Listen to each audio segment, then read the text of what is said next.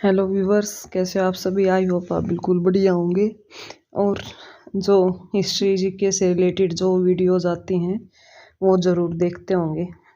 तो आज फिर लेकर आए हम हिस्ट्री जीके की जो नेक्स्ट सीरीज चल रही है हमारी वो। तो चलिए देखते हैं। इतिहास से जो जुड़ी जानकारी है वो सभी आपको दी जाएगी। हर प्रतियोगिता परीक्षा जैसे SSC, IBPS clerk, IBS, PO, RBI, TET, कोई भी हो, चाहे सी टेट हो या फिर हमारा एच टेट हो, हर टेट से रिलेटेड जो हिस्ट्री से रिलेटेड क्वेश्चन है होते हैं वो इसमें दिए गए हैं। भारतीय इतिहास के सभी सामान्य ज्ञान के सवाल जो अक्सर परीक्षा में पूछे जाते हैं वो सारे के सारे क्वेश्चन आंसर इसके अंदर डाले गए हैं, ताकि हिस्ट्री से रिलेटेड कोई भी आपका क्वेश्चन गलत ना हो। जो इतनी बड़ी हिस्ट्री की बुक्स होती है वो आपको न पढ़नी पड़े और जो मेन कंसेप्ट होता है वो आपका क्लियर हो जाए, क्योंकि हमें स्मार्ट वर्क करना है न कि हार्ड वर्क। तो इस स्मार्ट वर्क में की शुरुआत करते हैं हम हिस्ट्री की नेक्स्ट सीरीज के साथ। अगर आपकी कोई भी जो डाउट होता है तो कमेंट करके ज़रूर बताएं। चलिए नो बकवास, सिर्फ काम की बातें करते हैं। तो हमारा नेक्स्ट क्वेश्चन आता है नेक्स्ट सीरीज का। बौद्ध धर्म हम पढ़ रहे थे। बौद्ध धर्म से संबंध अर्धगोलाकार अंत्येष्टि संबंधी टीले को क्या कहते हैं? तोरण, विहार, दुखंग या स्तूप। तो बौद्ध धर्म से रिलेटेड जितने भी जो टीले होते हैं जहाँ पर बौद्ध भिक्षु या भिक्षुणी जो ज्ञान की प्राप्ति के लिए हमेशा समाधि में लीन रहते हैं और परमात्मा से का जो भजन है उसमें लीन रहते हैं, या उनके ज्ञान की प्राप्ति के लिए नए नए जो विचार हमारे मन में आते हैं उनको किस तरीके से कंट्रोल करें। तो इस तरीके से अपने मन को एकत्र करने के लिए जिस टीले में वो क्या करते हैं, बौद्ध भिक्षु और भिक्षुणी अपने कार्य करते हैं, तो उस जगह को हम क्या कहते हैं? तो उस जगह को हम क्या कहेंगे? आंसर रहेगा हमारा डी, स्तूप। यानी बौद्ध धर्म से रिलेटेड जहाँ पर जैसे हिंदू कहाँ पर पूजा करते हैं, मंदिर में जाकर, मुस्लिम जो होते हैं कहाँ पर करते हैं, मस्जिद में जाकर, वैसे ही बौद्ध धर्म के लोग स्तूपों में जाकर करते हैं। नेक्स्ट क्वेश्चन आता है, आजीवन संप्रदाय के संस्थापक कौन हैं? आनंद, मखली गोसाल, राघुलोभद्र या उपाली। तो आजीवक संप्रदाय के जो संस्थापक रहे हैं उनका जो नाम है वो रहेगा मखली गोसाल जी। ये आजीवक संप्रदाय के क्या रहे हैं? संस्थापक रहे हैं। बौद्ध धर्म से जुड़े हुए व्यक्ति हैं और इसलिए इनका नाम जो है बार बार कई क्वेश्चनों के अंदर पूछ लिया जाता है। तो नेक्स्ट जो क्वेश्चन रहेंगे हमारे वो जैन धर्म से रिलेटेड रहेंगे। ये सिर्फ 2 या 3 क्वेश्चन थे जो बौद्ध धर्म से रिलेटेड थे। अब हम जैन धर्म के बारे में पढ़ेंगे। तो जैन धर्म का पहला क्वेश्चन आया हमारा, जैन धर्म के प्रथम तीर्थकर कौन थे? तो आपको याद रखना जो प्रथम तीर्थकर थे वो कौन थे? पार्श्वनाथ जी हैं, ऋषभदेव जी हैं, शंकरादेव जी हैं या महावीर स्वामी जी हैं। तो पार्श्वनाथ जी हमारे बाद के जो तीर्थकर रहे हैं, लेकिन जैन धर्म के प्रथम तीर्थकर पूछा गया है तो प्रथम तीर्थकर का जो आंसर रहेगा हमारा वो भी रहेगा ऋषभदेव जी। जैन धर्म के क्या रहे हैं? प्रथम तीर्थकर रहे हैं जिन्होंने जैन धर्म की शुरुआत की है। अब जो पूरी जानकारी आपको किसके बारे में मिलेगी? जैन धर्म के बारे में मिलेगी। चलिए नेक्स्ट क्वेश्चन की स्टार्टिंग करते हैं। महावीर ने किस ईसा में निर्वाण प्राप्त किया था? तो महावीर कौन थे? तो वो भी जैन धर्म के 24वें तीर्थकर थे। तो उनको ज्ञान की प्राप्ति कब हुई है ज्ञान नहीं, निर्वाण की प्राप्ति कब हुई है उसके बारे में क्वेश्चन आया है। तो राइट आंसर जो रहेगा हमारा वो रहेगा सी, 527 ईस्वी पूर्व। यानी महावीर ने 527 ईस्वी पूर्व में क्या किया है? निर्वाण की प्राप्ति की है। और ये माना जाता है कि सबसे ज़्यादा जो जैन धर्म को फेमस करने वाले हैं, यानी असली जो नींव रखने वाले हैं वो कौन हैं? महावीर स्वामी जी हैं। तो नेक्स्ट क्वेश्चन लेकर आते हैं जैन धर्म से रिलेटेड।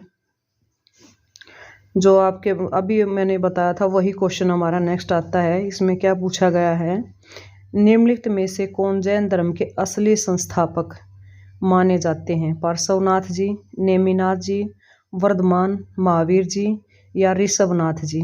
तो राइट आंसर जो रहेगा हमारा वो क्या रहेगा, सी रहेगा, महावीर जैन या वर्धमान जी।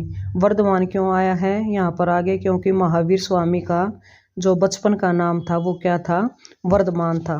इसलिए जैन धर्म के जो असली संस्थापक माने गए हैं वो कौन माने गए हैं, वर्धमान। अगर नाम आ जाए ये भी सही रहेगा, या महावीर स्वामी जी रहेगा तो ये भी आपका लिए नाम सही होगा। ये दोनों नाम इकट्ठे करके दिए हैं, बचपन का भी और जो बाद में उनका नाम पड़ा वो भी। नेक्स्ट क्वेश्चन आता है हमारा, महावीर का जन्म कहाँ हुआ था? यानी महावीर स्वामी का जो जन्म था वो कहाँ पर हुआ था? कुंडलग्राम में, बौद्ध जो नालंदा में, सारनाथ में या लुम्बिनी में? तो राइट आंसर जो रहेगा हमारा ए रहेगा। जो महावीर का जन्म था वो कहाँ पर हुआ था, कुंडलग्राम के अंदर हुआ था। वेरी वेरी इंपॉर्टेंट क्वेश्चन रहेगा। नेक्स्ट क्वेश्चन आता है हमारा, जैनवाद में पूर्ण ज्ञान को निम्न रूप से उल्लिखित किया गया है? निर्वाण में, जीन में, रत्न में या केवलव्य में? तो राइट आंसर जो रहेगा हमारा वो डी। जैनवाद में पूर्ण ज्ञान को केवलव्य रूप में क्या किया गया है, उल्लिखित किया गया है। यानी पूर्ण ज्ञान, यानी जब किसी आदमी को पूर्ण ज्ञान की प्राप्ति हो जाती है तो उसको क्या बोला गया है, केवलव्य के नाम से जाना जाता है। ये किसका नाम दिया हुआ है, जैन धर्म का नाम दिया हुआ है, जो भी बंदा पूर्ण ज्ञान की प्राप्ति कर लेता है। नेक्स्ट क्वेश्चन आता है हमारा, जैन धर्म से रिलेटेड रहेगा। तो क्वेश्चन की स्टार्टिंग करते हैं। बुद्धवाद और जैनवाद आंदोलन रूप से निम्नलिखित के विरुद्ध थे। ये बौद्ध धर्म के बारे में कहो या जैन धर्म के बारे में कहो, दोनों ने जो आंदोलन चलाया था वो किसके विरुद्ध थे, इसके बारे में आपको क्या देनी है, जानकारी देनी है। तो पहला क्वेश्चन आता है, राजाओं तथा प्रभावशालियों के नियमों के, विदेशी हमला कर तथा उनके अचानक हमलों के, ब्राह्मणों के रिवाजों तथा औपचारिकताओं के, इनमें से कोई नहीं। तो राइट आंसर जो रहेगा हमारा वो सी रहेगा, ब्राह्मणों के रिवाजों तथा औपचारिकताओं के। यानी जो बौद्ध धर्म के संस्थापक थे महात्मा बुद्ध जी, और जो जैन धर्म के संस्थापक या जितने भी तीर्थ कर रहे हैं जैन धर्म से, तो वो सभी किस चीज़ के विरुद्ध थे, जो ब्राह्मणों ने जो झूठे रीति रिवाज बना रखे हैं, जो औपचारिकता अपनाने को वो कहते हैं, तो वो सब उनके क्या थे, विरुद्ध थे। नेक्स्ट क्वेश्चन आता है हमारा, महावीर एवं बुद्ध दोनों किसके शासन काल में उपदेश दिया? तो दोनों ने किसके शासन काल में उपदेश दिया था, उस राजा का नाम आपको बताना। तो पहला आता है बिंबिसार, फिर नंदीवर्मन है, या उदय है, या अजातशत्रु है? तो राइट आंसर जो रहेगा वो ए रहेगा, बिंबिसार। महावीर और बुद्ध दोनों ने बिंबिसार के शासन में क्या दिए थे, अपने उपदेश दिए थे, जो अपने शुद्ध विचार थे वो लोगों तक पहुंचाए थे। नेक्स्ट क्वेश्चन आता है हमारा, निम्नलिखित में से बौद्ध धर्म एवं जैन धर्म प्राय हैं, हिंसा, कीर्तन, सत्य या अहिंसा? तो बौद्ध धर्म और जैन धर्म के जो प्राय थे वो किसके, यानी कौन कौन से थे, अहिंसा। बौद्ध धर्म और जैन धर्म का मानना था कि कभी भी मनुष्य को क्या नहीं करनी चाहिए, अहिंसा नहीं करनी चाहिए। कई बार आपने देखा होगा जो जैन धर्म के जो लोग होते हैं, जो सफ़ेद कपड़े पहनते हैं और मुंह पर सफ़ेद पट्टी ही लगा कर रखते हैं और नंगे पैर चलते हैं। वो नंगे पैर इसलिए चलते हैं ताकि उनके पैर के नीचे कोई छोटी मोटी चींटी या कोई इंसेक्ट उनके पैर के नीचे न आए, जिससे उसकी मृत्यु हो जाए। इसलिए वो लोग अहिंसा के क्या होते थे, पुजारी होते थे। नेक्स्ट क्वेश्चन आता है हमारा, जनपदों से रिलेटेड हमारे क्वेश्चन रहेंगे। अब हमारे क्या महाजनपद आ गए हैं, तो उनसे रिलेटेड क्वेश्चनों के बारे में हम पढ़ेंगे। तो बोर्डस महाजनपद से मगध के उत्कर्ष तथा बिंबिसार के समय में मगध की राजधानी कौन सी थी? तो महाजनपदों में मगध के बारे में, क्योंकि उस समय मगध जो था सबसे शक्तिशाली राज्य होता था, तो उसकी राजधानी के बारे में पूछा गया। तो नालंदा थी, तक्षशिला थी, पाटलिपुत्र थी या राजगृह थी। तो राइट आंसर जो रहेगा हमारा वो डी रहेगा, राजगृह। बोडस महाजनपद से मगध के उत्कर्ष के लिए बिंबिसार के समय जो मगध की राजधानी थी वो कौन सी रहेगी? राजगृह रहेगी। नेक्स्ट क्वेश्चन आता है हमारा, मगध का कौन सा शासक बुद्ध का समकालीन था? यानी मगध का शासक बताना जो महात्मा बुद्ध का क्या रहेगा? समकालीन रहेगा। अजातशत्रु था, बिंबिसार था, महापद्मनंद जी थे या चंद्रगुप्त मौर्य थे। देखिए अभी पहले क्वेश्चनों में आया था कि महात्मा बुद्ध और जो महावीर जैन थे तो किसके समय में उन्होंने उपदेश दिए थे? तो बिंबिसार। तो राइट आंसर भी हमारा क्या रहेगा? बी ही रहेगा, बिंबिसार। यानी मगध का जो बिंबिसार शासक था बुद्ध के समकालीन थे। नेक्स्ट क्वेश्चन आता है हमारा, पंचमार्क सिक्का कहाँ चलता था? हड़प्पा काल में, मौर्य काल में, उत्तर वैदिक काल में या वैदिक काल में? तो राइट आंसर जो रहेगा हमारा वो बी रहेगा, मौर्य काल में। पंचमार्क यानी पंचमार्क का जो सिक्का होता था वो मौर्य काल में क्या होता था? चलता था। और मौर्य काल आपको पता होगा चंद्रगुप्त मौर्य से मौर्य काल की क्या हुई है? शुरुआत हुई है। तो सबसे पहले शासक मौर्य काल के कौन रहेंगे? चंद्रगुप्त मौर्य रहेंगे। तो सिक्कों के बारे में हम पढ़ रहे हैं, अभी तक हमने पंचमार्क सिक्के के बारे में जाना है।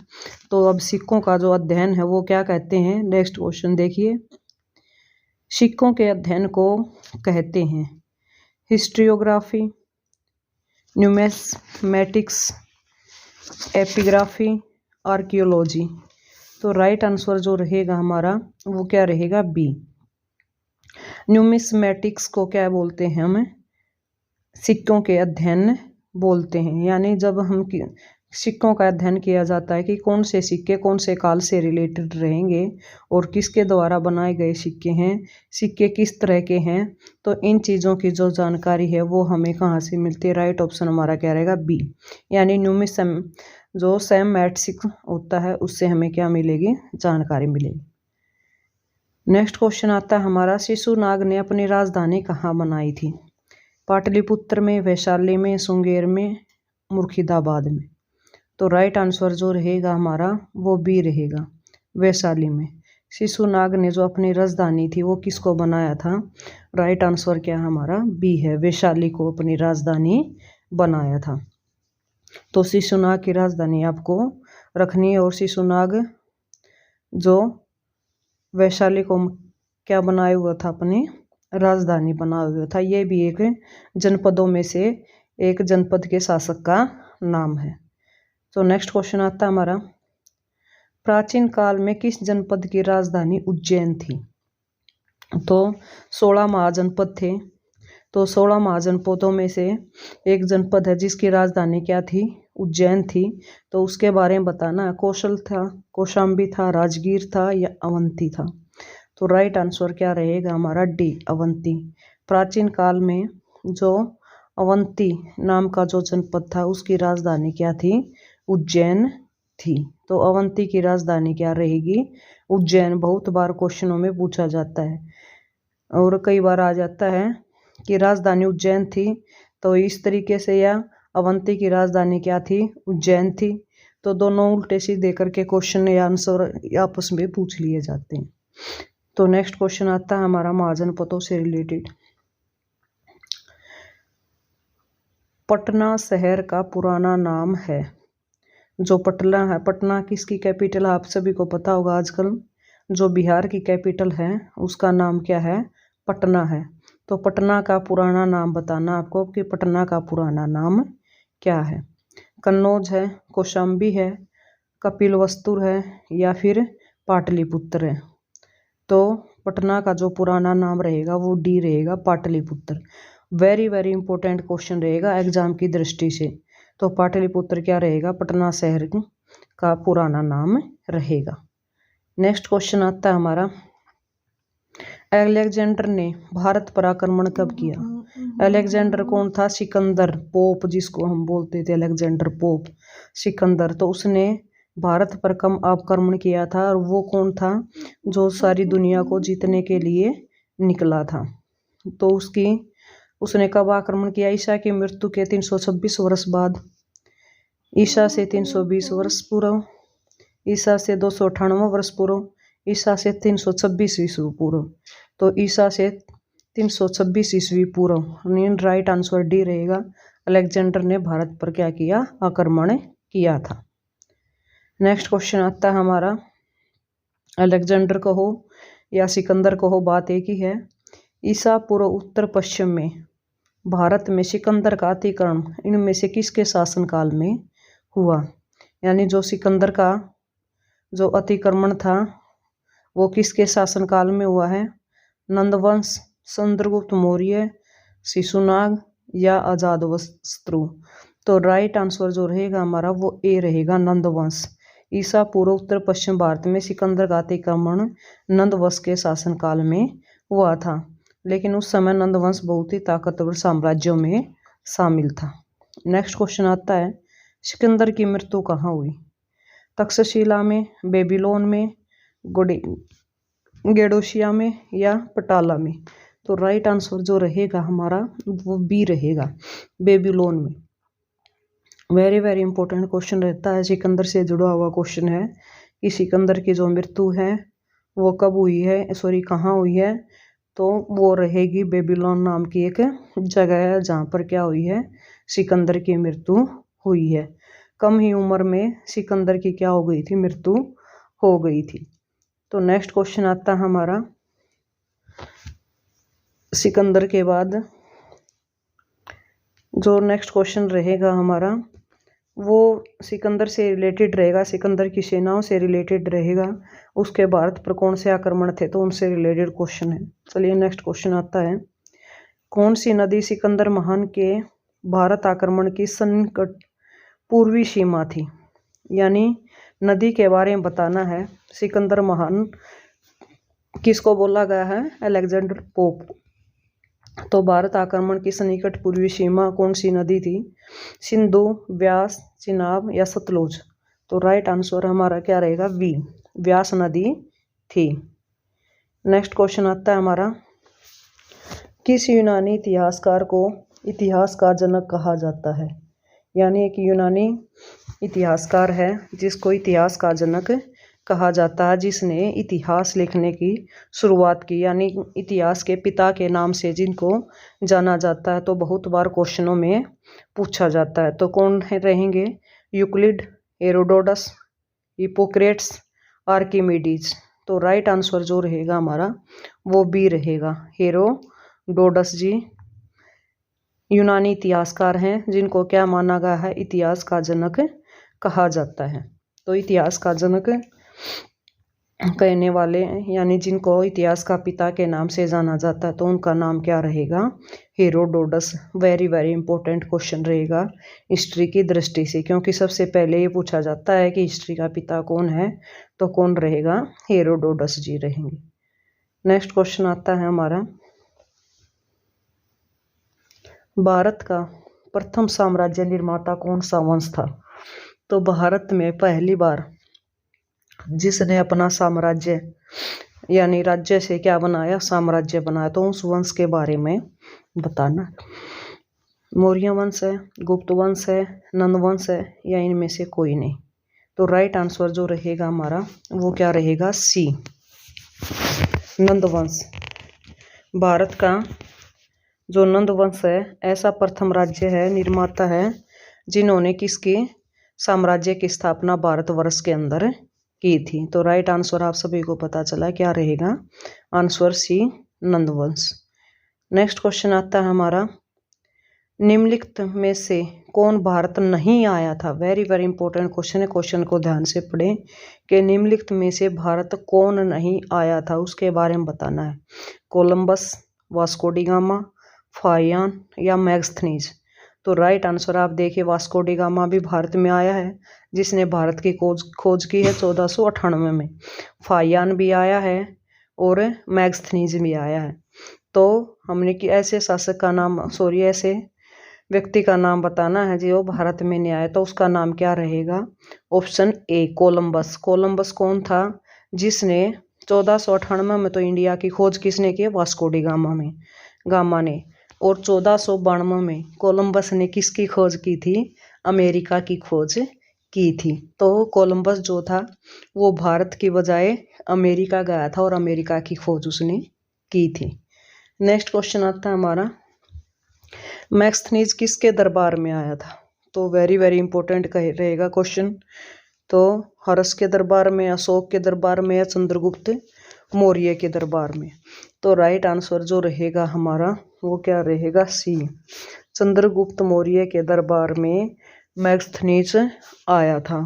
यानी एक राजदूत के, मैगस्थनीज क्या था? एक लेखक था जो अपनी पुस्तकों के द्वारा उसने क्या किया? भारतवर्ष के बारे में और चंद्रगुप्त मौर्य के साम्राज्य के बारे में बताया है। तो नेक्स्ट क्वेश्चन आता है हमारा, मैगस्थनीज द्वारा रचित किस ग्रंथ ने भारत के मौर्यकालीन इतिहास का पता चलता है?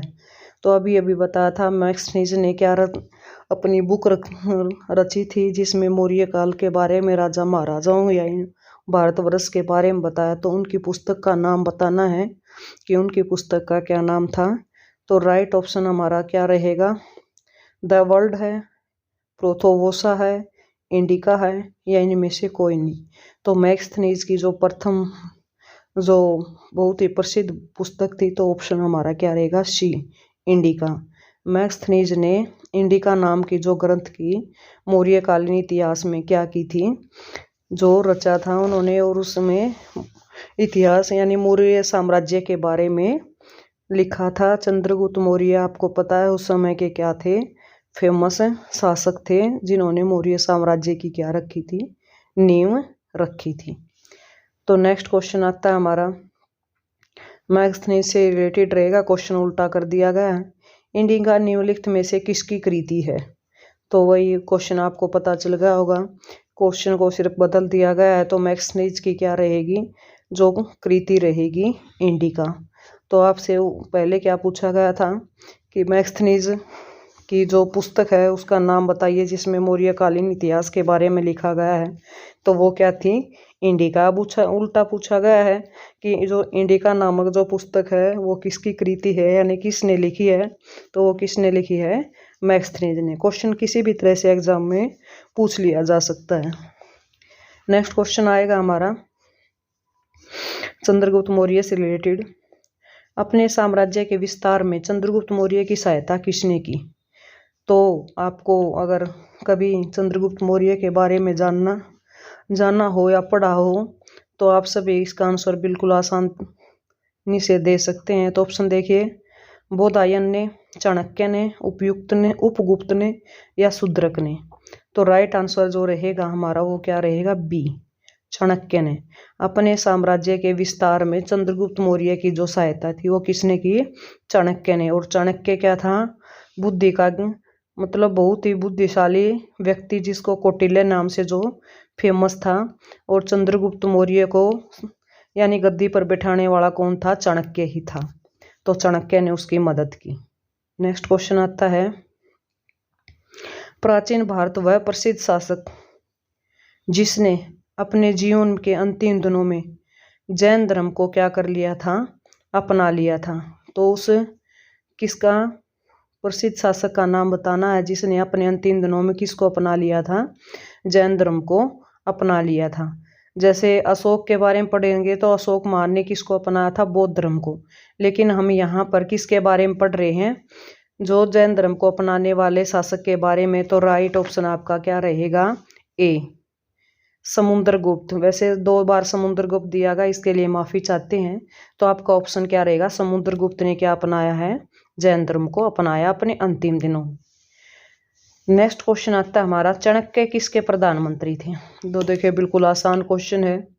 चंद्रगुप्त मौर्य के, बिंबिसार के, चंद्रगुप्त द्वितीय के या अशोक के? तो राइट आंसर आप सभी को पता है, हमारा जो राइट आंसर क्या रहेगा? चंद्रगुप्त मौर्य रहेगा, यानी ए ऑप्शन। क्योंकि चंद्रगुप्त मौर्य को सिंहासन पर बिठाने वाले ही कौन थे? चाणक्य थे। तो चाणक्य तो एक जो ऐसे बुद्धिशाली गुरु मिले थे चंद्रगुप्त मौर्य को, जो उनको आगे का रास्ता दिखाते रहते थे। और चंद्रगुप्त मौर्य तो एक छोटा सा बच्चा था जब चाणक्य ने नंद वंश का शासन जो विनाश करने की क्या खाई थी, कसम खाई थी।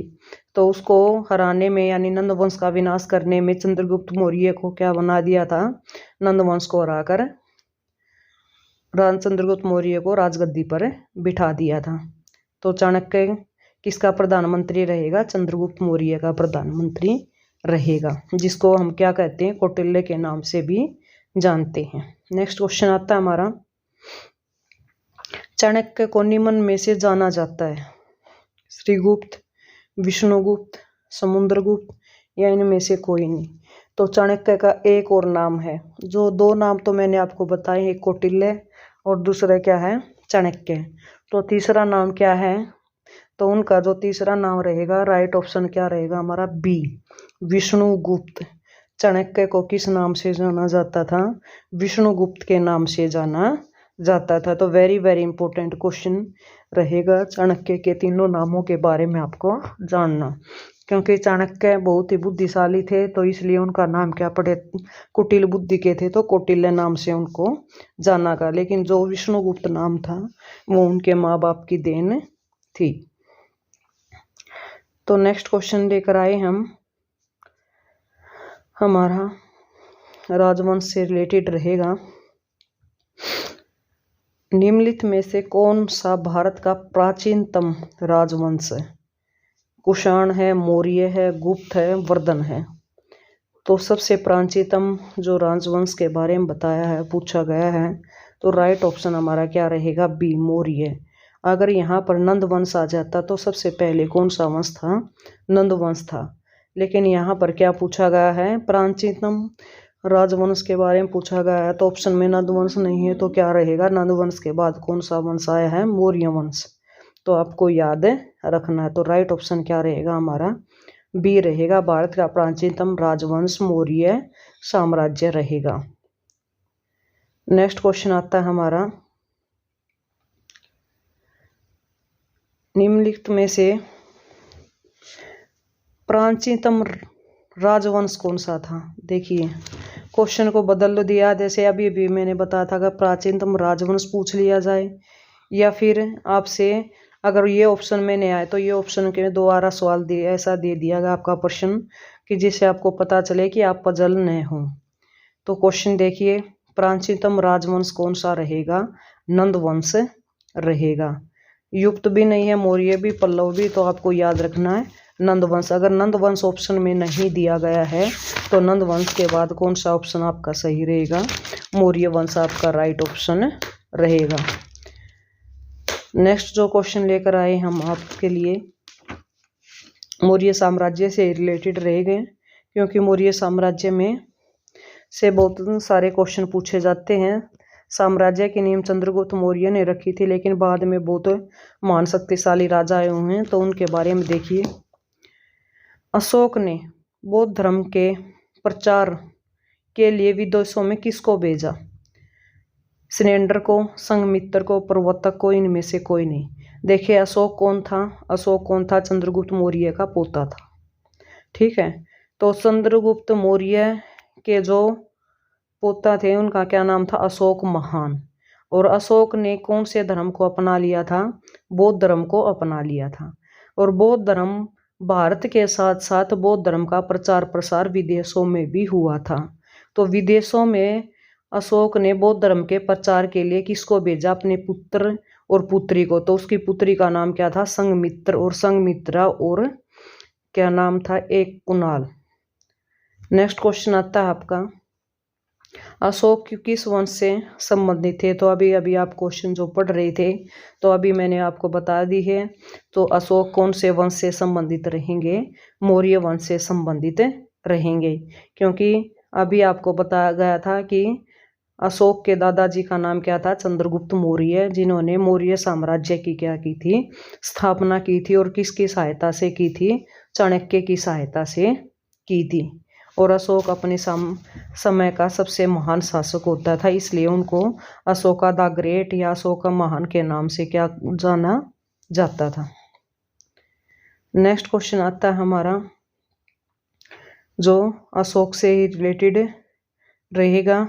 उनके समय में कौन कौन सी भाषा या लिपि बोली जाती थी उनके बारे में रहेगा। नेक्स्ट क्वेश्चन आया हमारा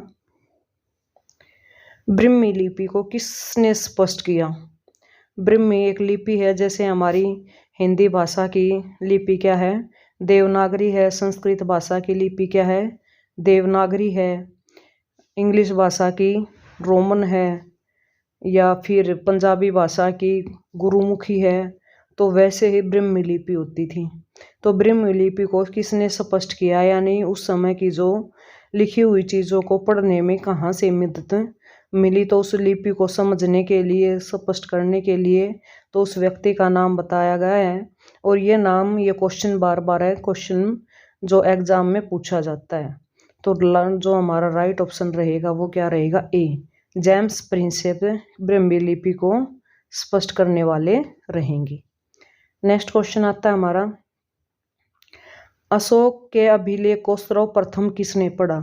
यानी अशोक ने जो ब्रह्मी लिपि लिखवाई थी और उन्होंने जो अपने अभिलेख लिखवाए थे, वो सबसे ज़्यादा जो इतिहास की जो जानकारी छोड़कर गए हैं वो कौन है, अशोक महान हैं। तो उन्होंने अपने जो पिलर लगवाए थे और पिलरों पर बड़े बड़े लेख लिखवाए थे, तो उस लिपि को सबसे पहले जो पढ़ने में जो सफल हुए हैं तो उनका नाम क्या रहेगा। तो अभी अभी उनका नाम आया था, तो जेम्स प्रिंसेप क्या रहेंगे, अशोक के अभिलेख को सबसे पहले पढ़ने वाले रहेंगे, और जिन्होंने ब्रह्मी लिपि के बारे में बताया था कि ब्रह्मी जो लिपि है वो लिखवाई गई है और इनका जो स्तंभ बनवाए गए हैं, जो पिलर बनवाए गए हैं, वो इतिहास से कैसे जुड़े हुए हैं। नेक्स्ट क्वेश्चन आता है हमारा अशोक ने इन सभी में से कौन सा धर्म अपनाया। क्वेश्चन का आपको आपके सामने पहले ही क्लियर कर दिया गया था कि अशोक ने कौन से धर्म को अपना लिया था। तो आप सभी को पता है बौद्ध धर्म को अपनाया था, और अपने बौद्ध धर्म को प्रचार करने के लिए उन्होंने किस किस को भेजा था, अपने पुत्र को और अपनी पुत्री को। पुत्र का नाम क्या था, कुणाल, और पुत्री का नाम क्या था, संघमित्रा। उनको बौद्ध धर्म के प्रसार के लिए विदेशों में भेजा था, ताकि बौद्ध धर्म का ज़्यादा से ज़्यादा क्या हो सके, प्रचार और प्रसार हो सके। तो अशोक महान को बौद्ध धर्म के बारे में भी पूरी जानकारी थी और बौद्ध धर्म को बढ़ावा देने में उनका सबसे बड़ा हाथ था। नेक्स्ट क्वेश्चन आता है हमारा अपने अभिलेखों में प्राय जिस नाम से अशोक संदर्भित है वह है। यानी अशोक को किस नाम से जाना गया है। अशोक जो उनके लेखों में, अभिलेखों में लिखे गए उनके नाम से जानते थे, तो उसके बारे में बताया गया। धर्मदेव, धर्मकीर्ति, प्रियदर्शी या चक्रवर्ती। तो राइट ऑप्शन जो रहेगा हमारा वो सी रहेगा, प्रियदर्शी। यानी अशोक के नामों को आगे क्या लगाया जाता था, प्रियदर्शी के नाम से अशोक को जाना जाता था, यानी जिसके दर्शन करने से लोग प्रियकर हो जाते हैं। नेक्स्ट क्वेश्चन आता हमारा सम्राट अशोक पर कलिंग युद्ध के प्रभाव को निम्न पर देखा जा सकता है। यानी सम्राट अशोक का जो सबसे लास्ट का युद्ध था वो कौन सा युद्ध था, कलिंग का युद्ध है, और कलिंग को आज के समय में उड़ीसा के नाम से जाना जाता है। तो अशोक महान ने सबसे लास्ट बार कौन सा युद्ध लड़ा था, कलिंग का युद्ध लड़ा था। उस युद्ध से वो बहुत ही हताश हो गए थे, क्योंकि उस युद्ध में बहुत सारे लोग मारे गए थे, जिसकी वजह से वो टूट गए थे। तो इस चीज़ के बारे में कि कलिंग के युद्ध का उनके ऊपर सबसे ज़्यादा प्रभाव देखने को मिला, क्योंकि उन्होंने अपने जीवन में बहुत सारे युद्ध किए थे, लेकिन कलिंग के युद्ध का उनके जीवन पर बहुत ज़्यादा प्रभाव पड़ा। तो ये सारी जानकारी हमें कहाँ से मिलती है, तो चट्टान जो आलेख, तो उसकी जानकारी हमें किससे मिलती है, स्तंभ आलेख से मिलती है। जो अशोक ने स्तंभ आलेख लिखवाए थे उनसे हमें उनकी जानकारी मिलती है कि कैसे युद्ध ने उनके ऊपर प्रभाव छोड़ा है। नेक्स्ट क्वेश्चन आता है हमारा किस स्थान के निकट प्रसिद्ध कलिंग युद्ध को कक था। कक का मतलब था कि वहाँ कौन सी ऐसी जगह थी जहाँ पर ये युद्ध मेन स्थान पर लड़ा गया, तो उस जगह के नाम के बारे में आपको बताना है। बाराबंकी थी, डोली या गोली थी, उदयगिरी थी या बालासोर थी। तो राइट ऑप्शन जो रहेगा हमारा वो क्या रहेगा, बी। डोली कहो या गोली नाम की जगह थी जो प्रसिद्ध कलिंग युद्ध का, जहाँ पर क्या हुआ था, युद्ध का ककमान यानी सबसे मेन स्थान माना गया। नेक्स्ट क्वेश्चन आता है हमारा, सारनाथ में किस सम्राट का स्तंभ है। तो आप सभी को पता है सारनाथ स्तंभ जो हमारा एक राष्ट्रीय सिंबल के रूप में भी आता है। तो सारनाथ के स्तंभ पर जो 4 मुख वाले शेर हैं तो वो हमारा सिंबल है। तो ये स्तंभ किसने बनवाया था, तो आपको याद रखना अशोक महान का ये सिंबल है। तो अशोक ने सारनाथ में, तो अशोक सम्राट का क्या रहेगा, स्तंभ रहेगा। और आपको पता होना चाहिए कि राष्ट्रीय सिंबल के नाम से यानी सारनाथ का स्तंभ से हमें राष्ट्रीय सिंबल लिए हैं, जो हमारे 4 मुंह वाले क्या रहेंगे, शेर, और जिनके ऊपर सत्यमेव जयते वगैरह लिखा गया। और हमारी और जो पुलिस लाइन में या फौजी लाइन में जो बंदे होते हैं तो उनके कंधों पर ये से जो सारनाथ का क्या स्तंभ का जो चिन्ह उनके कंधों पर लगे होते हैं। नेक्स्ट क्वेश्चन आता है हमारा, सारनाथ का लोयन कैपिटल किस शासक से संबंधित है। तो देखिए वही बात आती है कि सारनाथ का जो लोयन कैपिटल है वो किससे रिलेटेड रहेगा, आपके अशोक महान से रहेगा, क्योंकि जो सारनाथ का स्तंभ था वो किसने बनवाया था, अशोक महान ने बनवाया था। तो इसलिए लोयन कैपिटल किससे रिलेटेड रहेगी, अशोक महान से रिलेटेड रहेगी। वेरी वेरी इंपॉर्टेंट क्वेश्चन रहेगा हरियाणा जीके की दृष्टि से। और कई बार ये अगर जीके में भी पूछ लिया जाता है, क्योंकि लोयन कैपिटल का नाम आया है जो हमारा क्या है, एक राष्ट्रीय सिंबल है। तो किसी भी तरीके से आपसे क्वेश्चन पूछा जा सकता है। तो चलिए नेक्स्ट और जानकारी लेते हैं अशोक महान के बारे में, क्योंकि अशोक से रिलेटेड कई बार क्वेश्चन पूछे जाते हैं। अशोक ने अपने शिलालेखों में अपने समकालीन दक्षिण में किस राज्य का उल्लेख नहीं किया था, यानी कौन सा ऐसा राज्य है कि वही अशोक के जो समकालीन राज्य थे जहाँ पर अशोक गया था तो उन राज्यों का उल्लेख अशोक ने किया, लेकिन कौन सा राज्य ऐसा है जिसका उल्लेख किसने, अशोक ने नहीं किया है। तो पांड्य है, कुषाण है, केरल पुत्र या चोल। तो राइट आंसर क्या रहेगा हमारा, बी रहेगा। जो कुषाण है उसका उन्होंने अपने अभिलेखों में जिक्र नहीं किया, यानी उल्लेख नहीं किया है। नेक्स्ट क्वेश्चन आता हमारा, मौर्य साम्राज्य में प्रचलित मुद्रा का नाम क्या था, यानी मुद्रा जैसे आज हमारी जो मुद्रा है वो क्या है, भारत की रुपया। और सबकी अपनी मुद्रा होती है और सबकी मुद्रा का क्या नाम होता है। जैसे अपनी मुद्रा का नाम है अमेरिका की डॉलर है, तो वैसे ही उस समय मौर्य साम्राज्य की जो मुद्रा थी उसके नाम के बारे में आपको जानकारी देनी है। तो दिनार रहेगा, काकणी या पण, या इनमें से कोई नहीं। तो राइट ऑप्शन हमारा क्या रहेगा, सी, पण। मौर्य साम्राज्य में जो प्रचलित मुद्रा थी उसको क्या बोलते थे, पण बोलते थे। जैसे आज के टाइम पर हम क्या बोलते हैं, रुपया बोलते हैं। नेक्स्ट क्वेश्चन आता है हमारा, निम्नलिखित में से कौन मौर्य वंश का शासक नहीं है। तो मौर्य वंश के शासक के बारे में बतानी है कि मौर्य वंश का शासक कौन नहीं है। तो देखिए 2 नाम तो मैंने आपको पहले ही बता दिए हैं। देखिए चंद्रगुप्त मौर्य, उसका बेटा था बिंदुसार, और बिंदुसार का बेटा क्या था, अशोक। तो कौन सा नहीं हुआ, तो अजातशत्रु। तो जो मौर्य वंश का शासक नहीं था वो कौन नहीं था, अजातशत्रु नहीं था, क्योंकि ये पीढ़ी दर पीढ़ी चले हैं। जैसे चंद्रगुप्त मौर्य है, फिर बिंदुसार है, फिर उसके बाद क्या रहेंगे, अशोक। और फिर उनके अशोक के बेटा होते थे कुणाल, वो राजगद्दी पर बैठे थे। चलिए नेक्स्ट क्वेश्चन आपको दिखाई देते हैं कि राजगद्दी पर बैठने वाले कौन थे, अशोक के उत्तराधिकारी। निम्नलिखित में से अशोक का उत्तराधिकारी कौन था, राहुल, बिंदुसार, कुणाल, या इनमें से कोई नहीं। तो आपको पता है, अभी अभी क्वेश्चन में बताया है कि सबसे पहले कौन होते हैं, चंद्रगुप्त मौर्य, फिर बिंदुसार, फिर उनके बाद उनके बेटा अशोक, और उनके बाद कुणाल, जो अशोक के बेटा होते थे और जिन्होंने बौद्ध धर्म की प्रचार प्रसार के लिए बहुत कार्य किए थे। विदेशों में जाकर बौद्ध धर्म को के बारे में बताया था और बौद्ध धर्म का क्या किया था, प्रचार और प्रसार किया था। सबसे लायक और बेटा माने जाते थे कुणाल। नेक्स्ट क्वेश्चन आता है हमारा, मौर्य साम्राज्य का अंत हुआ। तो सबसे लास्ट वाले 4 पीढ़ी आपको याद करवा दी है। तो लास्ट देखिए कौन सी है। मौर्य वंश का अंतिम राजा कौन था? शालीशुक, संपदीय, संप्रति, बृहदर्थ या कुणाल? तो राइट आंसर जो रहेगा हमारा वो सी रहेगा, बृहदर्थ। मौर्य साम्राज्य का क्या रहेगा? अंतिम शासक रहेगा बृहदर्थ।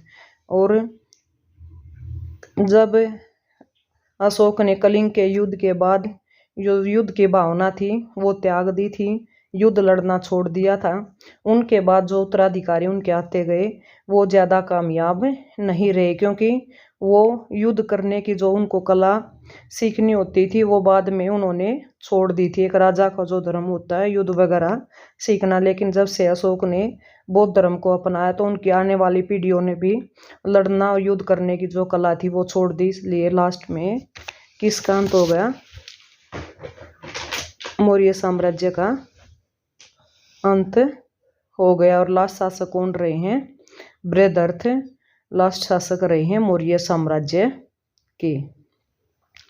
तो नेक्स्ट क्वेश्चन देखते हैं हम, जो बौद्ध धर्म से रिलेटेड है। महात्मा बुद्ध के बारे में तो आपने पढ़ा, लेकिन अब हम अशोक के बारे में पढ़ रहे हैं। तो देखिए, प्रसिद्ध सांची स्तंभ किसके समय में बना था? तो देखिए, हमने सारनाथ का स्तंभ भी पढ़ा और जो सांची का जो स्तंभ है उसके बारे में भी पढ़ रहे हैं। तो ज़्यादातर जो मोस्टली जो पिलर कार्य करवाते थे या स्तंभ बनाने का जो कार्य होता था वो किसके काल में होता था? अशोक महान के काल में होता था। तो आपको याद रखना है, जो सांची का जो स्तंभ है वो किसके समय में बनाया गया था? अशोक महान के समय में बनाया गया था। तो राइट ऑप्शन आप सभी को पता चला, क्या रहेगा? सी, अशोक। नेक्स्ट क्वेश्चन आता है हमारा, अशोक से लिए हुए क्वेश्चन है। पाटलिपुत्र निम्नलिखित में से किस नदियों के संगम पर बसा था? और पाटलिपुत्र आपको पता है किसका पुराना नाम था पटना का। पटना का पुराना नाम क्या रहेगा? पाटलिपुत्र। और जो पाटलिपुत्र जो जगह थी वो इतनी उपजाऊ जगह थी, क्योंकि ये उपजाऊ क्यों थी कि 2 नदियों के बीच में, 2 नदियों के संगम पर बसी हुई जगह थी। और वो 2 मेन नदियाँ कौन कौन सी थी? गंगा और सोन। सबसे ज़्यादा उपजाऊ जगह होती और बहुत ज़्यादा फसल पैदा होती थी। धनाढ्य पूर्ण जो मगध होता था, बिल्कुल भरपूर था, किसी चीज़ की वहाँ पर कोई कमी नहीं थी। तो बहुत बार ये क्वेश्चन पूछ लिया जाता है, जो पाटलिपुत्र की नदियों के संगम पर बसा था। तो पाटलिपुत्र आपको याद रखना है। मगध की राजधानी क्या थी? पाटलिपुत्र। और पाटलिपुत्र कहाँ पर है? पटना में। पटना का जो नाम है पुराना। तो कौन सी नदियों के संगम पर? गंगा और सोन। Thank you viewers. ये आज के हमारे अशोक महान से रिलेटेड, जैन धर्म से रिलेटेड क्वेश्चन रहे हैं। इससे आगे के जो हिस्ट्री से रिलेटेड क्वेश्चन है वो नेक्स्ट पार्ट में लेकर आएंगे। अगर आपको क्वेश्चन पसंद आते हैं तो जाते जाते प्लीज़ वीडियो को लाइक करें, शेयर करें अपने दोस्तों को, ताकि उनको भी ऐसी वीडियोज़ का फ़ायदा हो सके और उनका भी एग्ज़ाम आसानी से क्रैक हो सके। और हमारे चैनल को सब्सक्राइब ज़रूर करके जाएं, ताकि हमारा हौसला बना रहे और हम आपके लिए ऐसी ही नॉलेजेबल और इन्फॉर्मेशन वीडियो आपके लिए लेकर आते रहें। धन्यवाद। मिलते रहेंगे आपको ऐसी ही मोटिवेशनल वीडियो के साथ।